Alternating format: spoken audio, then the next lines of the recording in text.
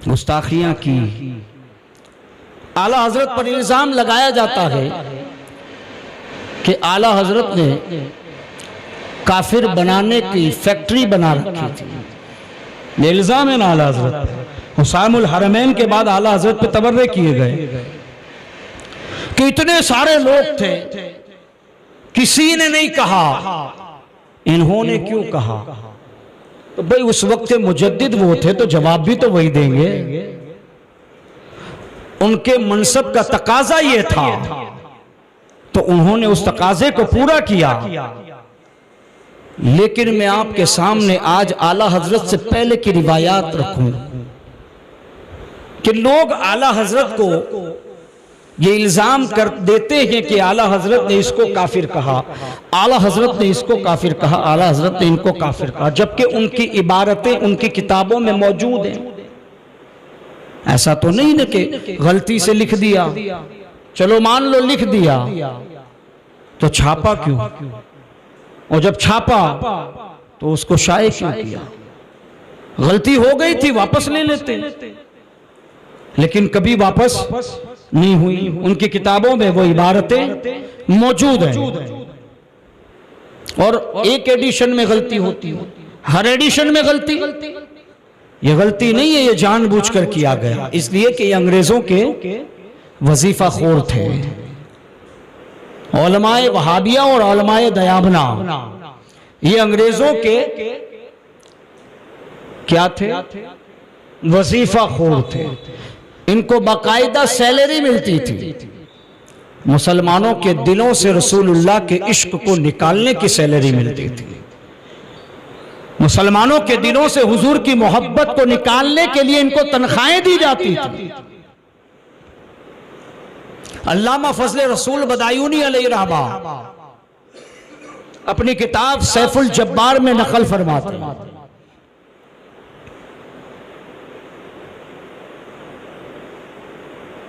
उस वक्त हिंदुस्तान का सबसे इल्मी घराना हजरत शाह वलीउल्लाह मुहद्दिस देहलवी रज़ी अल्लाह ताला अन्हु का घराना था। शाह वलीउल्लाह मुहद्दिस देहलवी के खानदान में एक शख्स पैदा हुआ जिसको इस्माइल देहलवी के नाम से लोग पहचानते हैं,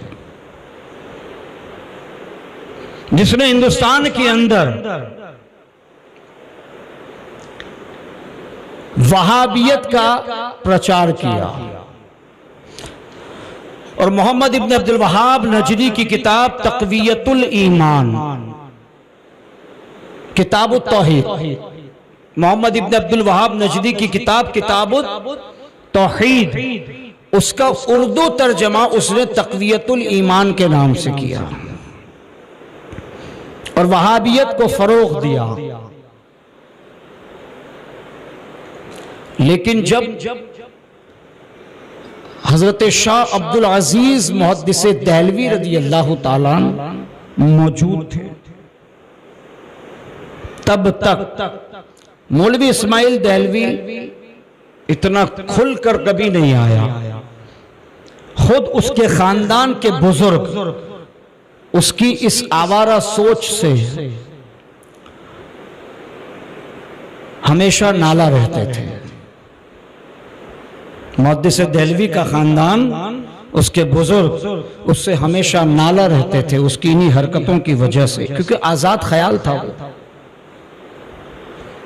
शाह अब्दुल अजीज मुहद्दिस देहलवी ने अपनी हयात में के अंदर अपनी सारी जायदाद का बंटवारा कर दिया था, अपने नवासों तक को हिस्सा दिया, अपने हरम के लोगों को यानी कि अपनी बीवी और बच्चों को और अपने भतीजों तक को हिस्सा दिया। लेकिन इस्माइल देहलवी को अपने विरासत में से एक पाई भी आपने ना दी, इसलिए कि आप जानते थे उसके हवाले से, उसकी आजाद रविश से आप पहचानते थे उसको, आपने उसको कुछ भी ना दिया। जब आपका विसाल हो गया उसके बाद ये खुलकर सामने आया मौलवी इस्माइल देहलवी। अब इसने किताब तौहीद का तर्जमा तक़वियतुल ईमान की शक्ल में किया और वहाबियत का प्रचार करने लगा और तरह तरह के बातिल अकायद उस किताब में लिखे, और सिरात मुस्तकीम में किताब और लिखी उसने जिसमें बातिल अकायद लिखे।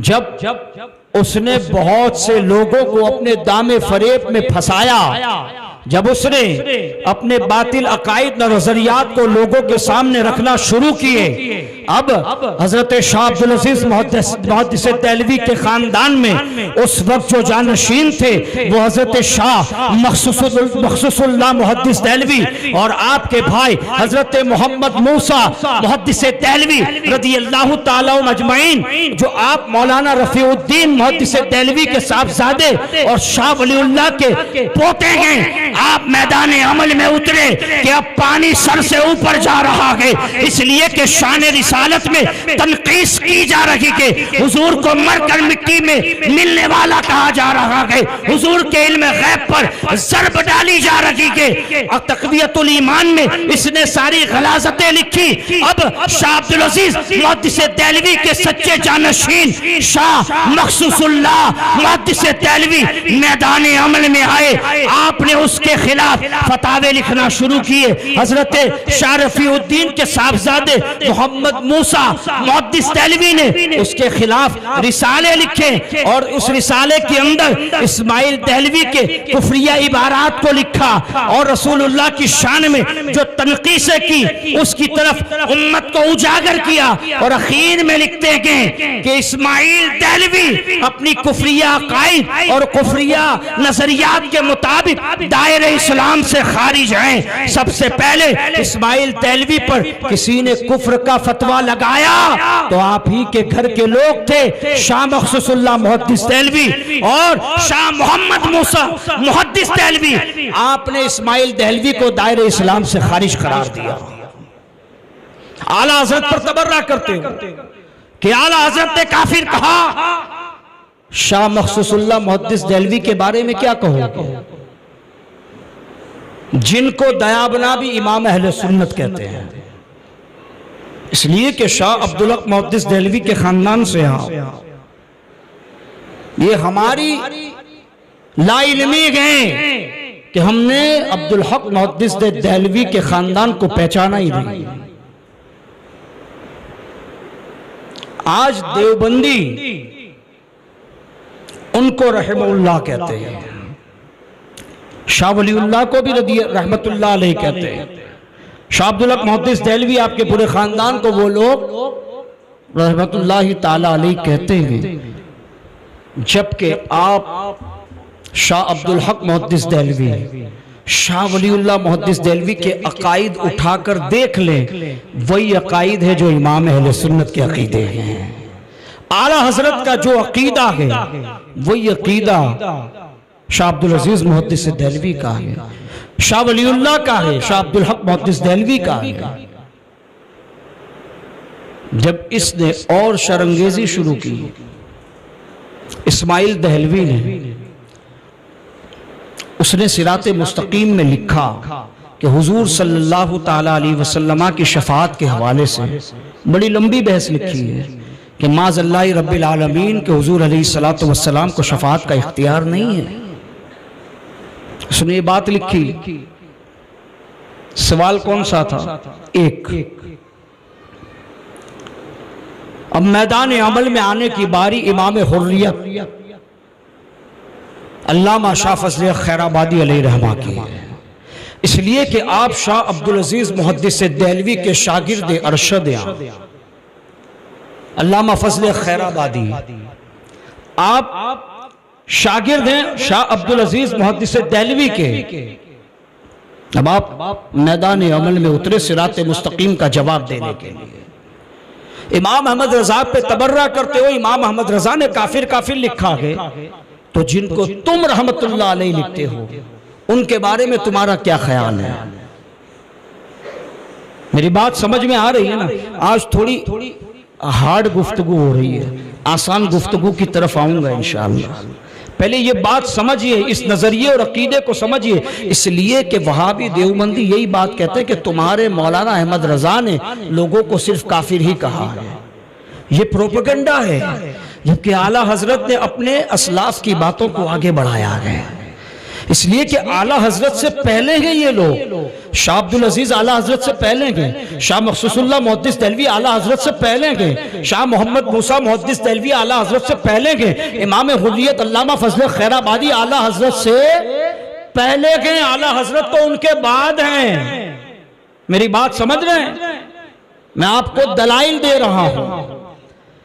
सिरात मुस्तकीम में उसने हुजूर अलैहिस्सलातु वस्सलाम की शफाअत को लेकर इनकार किया। अब एक खुशअकीदा मुसलमान ने अल्लामा फजल खैराबादी अलैहि रहमा की खिदमत में इस्तिफ्ता भेजा कि हुजूर इस बारे में क्या फरमाते गए कि जो शख्स शफाअत रसूल का इनकार करे वो उसके बारे में हुक्म शरा क्या है, उसके बारे में हुक्म शरा क्या के। अल्लाह अकबर। एक सवाल था, सिर्फ एक सवाल। इमाम हुर्रियत अल्लामा शाह फजल खैराबादी ने उसके जवाब में पूरी किताब ही लिख डाली। उस किताब का नाम है, मार्केट में मिलती है, आप देखें, तहकीकुल फतावा फी अब्ताली तगावा। आपने उसके अंदर एक फतवे का जवाब 400 सफ़े के अंदर नकल फरमाया और उसकी तहकीक में लिखा कि जो रसूलुल्लाह की शफाअत का इनकार करे ये अकीदा किसका, ये अकीदा उसका जिसको देवबंदी भी रहमतुल्लाह अलैह कहते हैं, वो ज़ात अल्लामा फजल हक खैराबादी की गई। आप लिखते हैं कि जो शफाअत रसूल का मुनकिर है यकीनन शरीयत गुर्रा के नजदीक वो काफिर मुर्तद है और वाजिबुल कत्ल है।